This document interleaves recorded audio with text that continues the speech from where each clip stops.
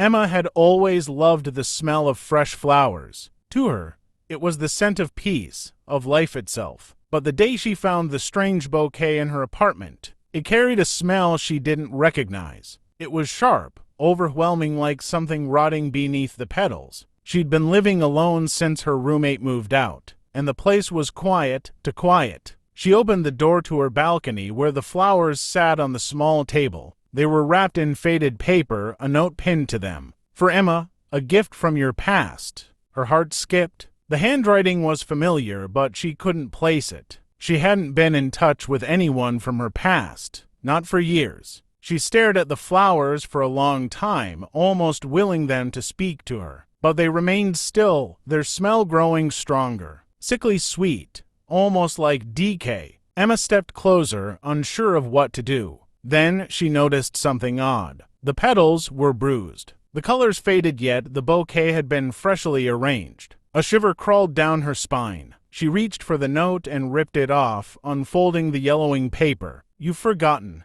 Emma, I've never forgotten. The words didn't make sense. Forgetting what? She pressed the paper to her lips, a strange sense of déjà vu pulling at her mind. The smell. She had smelled it before. It clicked. The scent of something dead, something human. The flowers wilted faster as she watched, petals falling to the floor, turning black. Panic clawed at her chest. There was something in the air now, something thick and suffocating. She backed away, but the smell followed her, wrapping around her like a noose. Her phone buzzed. A message. Look behind you. Emma froze. She didn't need to look. She could already feel it, the cold, clammy touch against her neck. The smell was stronger now, like rotting meat. The hairs on the back of her neck stood up. She didn't turn around. She didn't need to. Slowly, with trembling hands, she reached for the door to the hallway. She turned the knob. It wouldn't budge. The smell was in the air, closing in. And then, in the silence, she heard it, the faintest shuffle of footsteps behind her, slow and deliberate.